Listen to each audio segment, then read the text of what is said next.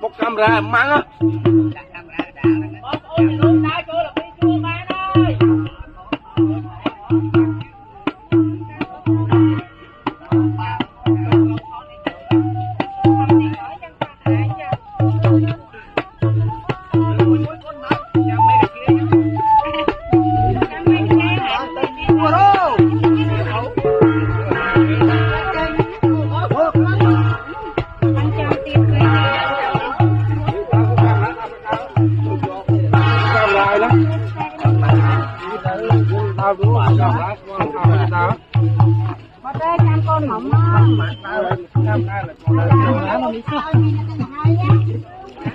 cao hơi ca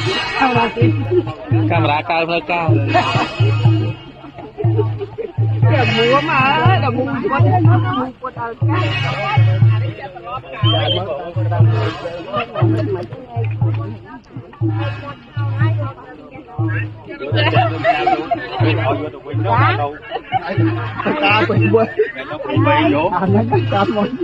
mon thì muốn nè nè với cái con tròn trời như thế sao phải chơi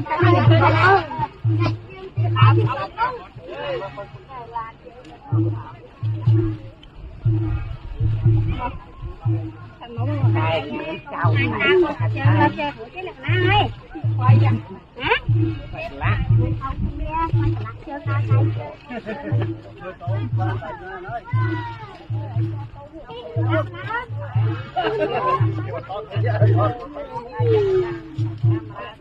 bánh trôi nhau không á? Ý bánh trôi mấy tôi